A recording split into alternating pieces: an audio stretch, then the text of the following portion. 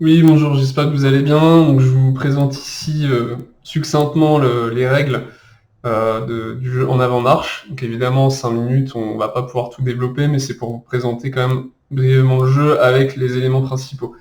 Donc c'est un jeu de stratégie en tour par tour, conçu pour 2 joueurs initialement, qui a sa variante en 4 joueurs.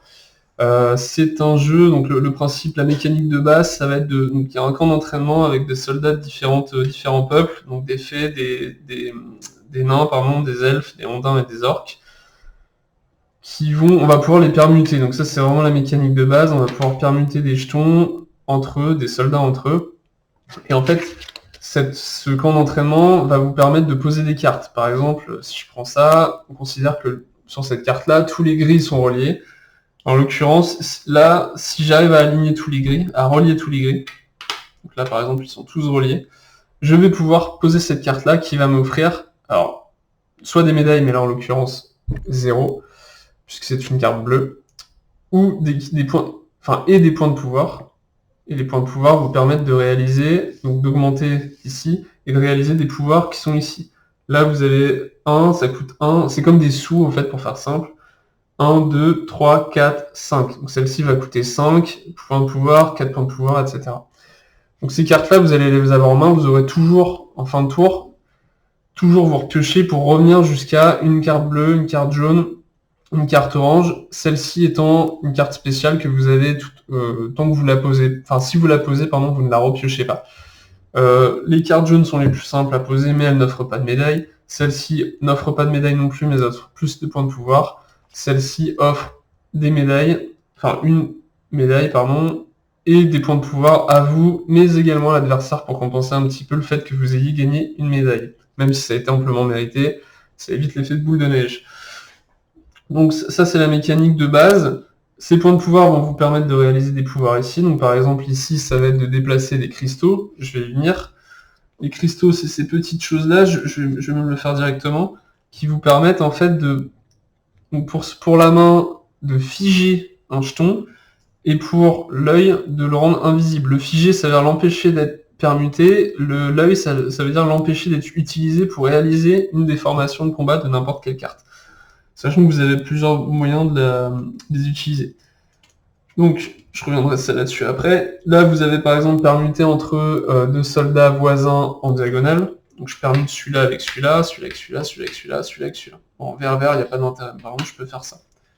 Là, permuté entre deux soldats d'une même colonne. Donc, par exemple, je peux faire très bien ça à distance. Sachant qu'il y en a plein, des pouvoirs. Là, ça a été généré aléatoirement au départ. Celle-ci va vous permettre, par exemple, de déplacer tout un cran de soldats. Donc, je fais ça, hop, hop, et hop, par exemple. Celle-ci va vous permettre d'inverser, donc les cartes de niveau 5 sont un petit peu spéciales, c'est des effets un peu particuliers tout le temps. Je le retourne par exemple avec celle-ci, et ça me permet de l'inverser. Donc j'inverse la face, et il devient de toutes les couleurs. Donc je peux réaliser par exemple 3 trucs, une formation de combat avec 3 nains alignés. Je peux également en profiter pour, par exemple, si j'avais cette configuration-là, avoir 3 verts. Donc potentiellement de pouvoir jouer en une action plusieurs cartes de votre main, voire même, de manière assez simple, de réaliser votre ligne d'objectif. Si jamais au cours de la partie, vous réalisez cette ligne d'objectif, qui a été décidée au départ par votre adversaire, donc c'est-à-dire dans l'une, vous reproduisez le symbole de l'une de ces 5 lignes, vous retournez vos jetons, vous avez réalisé votre objectif de table de commandement, votre ligne d'objectif, et vous gagnez 3 médailles d'un coup. Condition de victoire, j'aurais dû commencer par là, obtenir 5 médailles. C'est ce qui vous permet de gagner la partie, tout simplement. Je reviens au pense-bête, donc je vous ai montré, donc ça c'était une action offerte. Donc vous le retournez pour dire que vous l'avez fait. Vous n'êtes pas obligé de l'utiliser d'ailleurs. Ça c'est tout simplement une repioche. Donc je le retourne.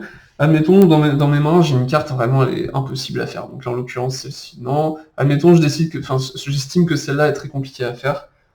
Je la mets sous la pioche, je repioche un, tout simplement. On peut faire ça à chaque tour grâce à ce petit jeton-là, que vous voyez peut-être pas bien, puisque c'est un petit peu flou sur cette partie-là. Ce jeton, donc on va le faire ici, ce jeton-là, tout simplement c'est une permutation offerte, donc je le retourne quand je le fais. Ça peut être une permutation c'est une permutation avec un voisin, un soldat voisin, donc par exemple je peux intervertir lui avec l'un des 8 autour. intervertir de bleu n'a aucun sens, mais par contre avec cela ça peut être très intéressant en fonction de ce que vous voulez faire avec ce que vous avez dans votre main. Ça, ça c'est votre bras droit. C'est-à-dire que, en fait, à la fin de votre tour, vous allez redescendre. Peu importe ce que vous avez gagné en points de pouvoir et que vous avez consommé, si vous en reste, vous allez redescendre à 0. On ne cumule pas sur l'ensemble des tours. Par contre, vous pouvez sauvegarder quand même en plaçant votre bras droit sur l'un des pouvoirs ici. Admettons que vous aviez réussi à obtenir 3 points de pouvoir grâce à vos cartes. Vous ne voulez pas les utiliser parce que vous ne voyez pas l'intérêt. Vous pouvez le mettre par exemple ici pour sauvegarder un pouvoir de niveau 3. Et au cours de l'un de vos prochains tours, vous pouvez réutiliser votre bras droit pour utiliser ce pouvoir-là, tout simplement. Donc un tour de jeu, là vous avez à peu près tous les éléments en main pour comprendre de manière très brève la partie. Je vous invite également à consulter le livret de règles ou des vidéos plus longues que j'ai réalisées pour avoir un petit peu plus de détails. Mais je pense que vous avez déjà un peu toutes les choses en main. Un tour de jeu, donc pour récapituler, on a toujours 3 ou 4 cartes en main. Au moins toujours une jaune, une orange, pardon, et une bleue. Je peux faire ces actions-là qui sont symbolisées par mes pense-bêtes. À chaque fois, je leur tourne pour y penser, c'est pas obligatoire. J'ai ce bras droit qui me permet de sauvegarder si je veux des pouvoirs pour les tours d'après.